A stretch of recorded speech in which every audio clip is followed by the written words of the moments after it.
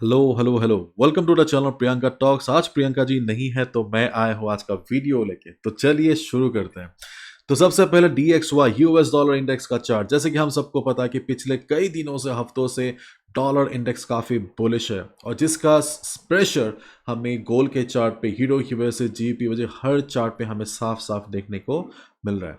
तो फिलहाल सबके मन में ये सवाल है कि डॉलर में कब ट्रेंड रिवर्सल आएगा, कब आएगा, लेकिन इसका जवाब किसी के पास नहीं है। अगर आप वॉरेन बफे के फ़ैन हो तो आपने बहुत बार उन्हें बोलते हुए सुना है कि मार्केट के टॉप को और मार्केट के बॉटम को प्रेडिक्ट कर पाना किसी भी व्यक्ति के लिए असंभव है। एंड अभी भी किसी को कुछ नहीं पता कि मार्केट में ट्रेंड रिवर्सल कब आएगा। सो एज ए ट्रेडर अगर आपको मार्केट में सर्वाइव करना है तो आपका एकमात्र कर्तव्य है कि मार्केट के ट्रेंड को फॉलो करो, एंड वही एकमात्र तरीका है मार्केट में सर्वाइव करने का। सो फिलहाल DXY का चार्ट काफ़ी बुलिश है, तो एज ए रिजल्ट आपको भी अपने ट्रेड्स को ऐसे ही प्लान करना है। हो सकता है कि अगले हफ्ते जो NFP है उसके बाद मार्केट में थोड़ी नरमी हमें देखने को मिले, DXY के चार्ट पे हमें ट्रेंड रिवर्सल देखने को मिले, लेकिन NFP से पहले हाई चांस है कि DXY का ये जो अप ट्रेंड है वो कंटिन्यू रहेगा। DXY 106.17 पर बंद हुआ है और and after the market opening सोमवार मंगलवार को DXY 107 की तरफ ज़रूर जाएगा। तोड़ पाता है कि नहीं वो बात का बात है, लेकिन फिलहाल हम इतना तो मान सकते हैं कि DXY का ट्रेंड ऊपर की तरफ है एंड मार्केट पूरी कोशिश करेगा कि मार्केट का ट्रेंड ऊपर की तरफ ही रहे। जैसे कि हम सबको पता है कि जैसे ही मार्केट ओपन होता है मंडे को तो खास वॉलेटिलिटी नहीं रहता है। सो मैं सबसे कहना चाहूँगा कि मंडे मार्केट ओपनिंग में आपको ब्रेकआउट और ब्रेकडाउन ट्रेड से थोड़ा सतर्क रहना है, क्योंकि किसी भी ब्रेकआउट और ब्रेकडाउन ट्रेड में क्या आवश्यकता है? वॉल्यूम। एंड अगर वॉल्यूम नहीं है तो वो फॉल्स ब्रेकआउट में तब्दील हो सकता है। ठीक है, तो please be careful with a breakout and breakdown trades. And DXY का चार्ट, डॉलर इंडेक्स का चार्ट काफ़ी बुलिश है एंड सो प्लान ऐसे ही कीजिए कि market okay. And one more thing I would like to say here, अगर market open होने के बाद DXY नीचे की तरफ जाता है 105.70 के आसपास, मार्केट फिर से सपोर्ट लेने की कोशिश करेगा। सो यहाँ पे वॉलेटिलिटी का एक अहम भूमिका रहेगा। अगर वॉलेटिलिटी लो रहा तो यहाँ पे सपोर्ट ले लेगा, और अगर वॉलेटिलिटी हाई रहा तो आप मान सकते हैं 105.30 मार्केट का सेकेंड सपोर्ट होगा। 105.70 ऑलरेडी एक बार काम कर चुका है। अगर वॉलेटिलिटी लो रहा फिर से काम कर जाएगा, लेकिन अगर वॉलेटिलिटी नॉर्मल रहा, नॉर्मल मार्केट की तरह एक्ट करता है, तो 105.70 काम नहीं करेगा। इन दैट केस आपका अगला सपोर्ट होगा 105.30। ठीक है, तो चलिए अभी देखते हैं गोल्ड के चार्ट की तरफ। जैसे कि हम सबको पता है कि गोल्ड में भयंकर भयंकर भयानक बिकवाली छाई है पिछले कई दिनों से। अगर आप मेरा इंग्लिश चैनल फॉलो कर रहे हैं, इनफैक्ट प्रियंका टॉक्स को ही फॉलो कर रहे हैं, होपफुली आपने अच्छा खासा मुनाफा बनाया होगा, क्योंकि मार्केट एक तरफा नीचे की तरफ भाग रहा है।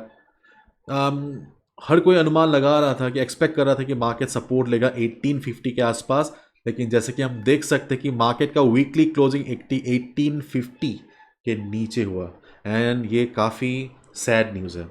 तो जिन लोगों ने ऑलरेडी सेल का पोजीशन लेके रखा है, तो आपका तो आप मतलब बल्ले बल्ले काफ़ी अच्छा जा रहा है आपका। एंड जो लोग बाई पोजीशन लेके बैठे हुए हैं, मैं प्लीज़ आपसे रिक्वेस्ट करता हूँ कि जैसे ही मार्केट थोड़ा बहुत रिकवर या रिट्रेसमेंट के लिए ऊपर जाता है, हो सके तो प्लीज़ एग्जिट जरूर कीजिएगा, क्योंकि बहुत बार हमें लगता है कि अरे इतना बड़ा लॉस कैसे उठाए, संभव नहीं है। लेकिन हम ये भूल जाते हैं कि अगर हम सही टाइम पे एग्जिट नहीं करेंगे तो कैपिटल पूरा पूरी जा सकता है। सो फिलहाल अभी भी मार्केट में कोई इंडिकेशन नहीं है ट्रेंड रिवर्सल के रिगार्डिंग। सो हाई चांस है कि मार्केट का ये जो डाउन ट्रेंड है, डाउन मूव है, वो कंटिन्यू रहे। एंड इन दिस सिनारियो आपका फ़र्ज़ बनता है कि आप आपका जो भी बचा कुचा कैपिटल है उसे आप प्रोटेक्ट करो। तो चलिए देखते हैं क्या क्या अपॉर्चुनिटीज़ बन सकता है। सो जिनका ऑलरेडी पोजीशन है, सेलिंग पोजीशन है, आप बने रहिए। ओके, आपको और कुछ करने की ज़रूरत नहीं है। तो चलिए पहले बात करते हैं सपोर्ट के रिगार्डिंग। ठीक है, तो उसके लिए हमें जाना पड़ेगा हायर टाइम फ्रेम में। तो ये है गोल्ड का डेली चार्ट। तो जैसा कि आप देख सकते हैं कि डेली चार्ट पे हमारा मार्केट का अगला जो सपोर्ट है वो है 1810 के आसपास। 1810 मार्केट का अगला सपोर्ट है टेक्निकली। एंड उससे पहले और एक सपोर्ट हमें नज़र आ रहा है 1835 के आसपास। 1835 से लेके 1837 के आसपास मार्केट का अगला सपोर्ट है। ये कौन सा सपोर्ट है? फिबोनाची का 50% रिट्रेसमेंट लेवल है। फिबोनाची का 50% रिट्रेसमेंट लेवल एक स्ट्रॉन्ग सपोर्ट माना जाता है, लेकिन प्रॉब्लम यहाँ पे ये है कि मार्केट का जो सेंटीमेंट है काफ़ी बेयरिश है, और अगर मार्केट का सेंटीमेंट काफ़ी बेयरिश है तो मैक्स टू मैक्स आपको एक अच्छा खासा बाउंस देखने को मिलेगा जो टेम्पोररी होगा। बाउंस आएगा, उसके बाद मार्केट जब फिर से नीचे की तरफ जाएगा 1835 टूट जाएगा। ठीक है, तो इन दैट केस तो आप अगर एक डे ट्रेडर हो, मेरी टाइप का, अगर आपको मतलब हार्ड कोर डे ट्रेडिंग पसंद है, in that case you can look for a quick buy opportunity और बाय पोजीशन अराउंड 1835-36। कितना आप एक्सपेक्ट कर सकते हो? 40-50 पिप तक आप एक्सपेक्ट कर सकते हो। एंड मार्केट का सेकंड सपोर्ट है 1810 के आसपास, एंड टेक्निकली यही फिलहाल सबसे स्ट्रॉन्ग सपोर्ट नजर आ रहा है। तो मार्केट ओपन होने के बाद, my dear friends, market open होने के बाद देखिए मार्केट का वॉलेटिलिटी कैसा है।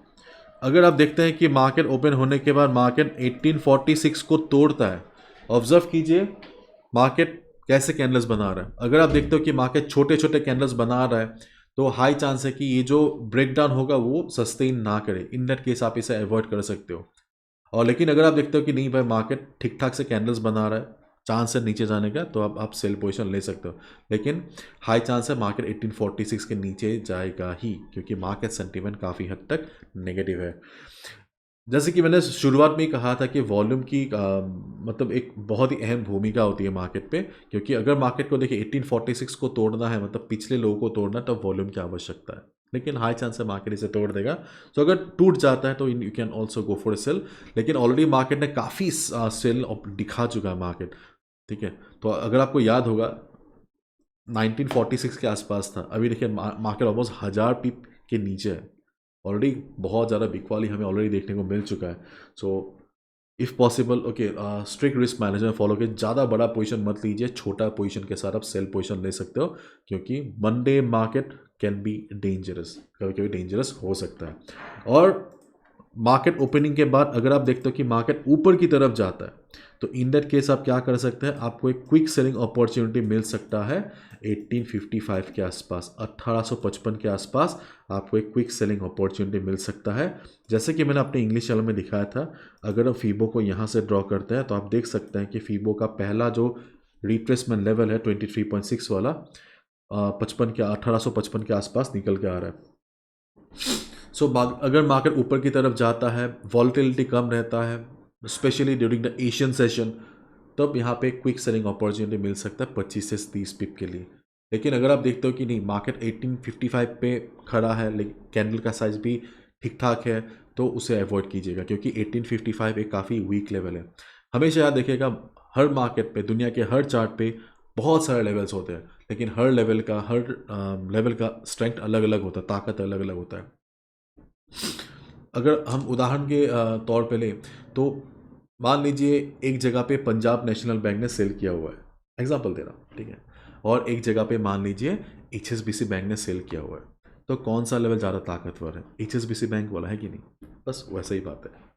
सो यहाँ पे 1855 पहला लेवल है जहाँ पे हम माइनर रेजिस्टेंस है और हमें क्विक सेलिंग अपॉर्चुनिटी एक्सपेक्ट कर सकते हैं। अगर ये टूट जाता है तो हमारा अगला लेवल होगा 1860 से लेके 61 के आसपास।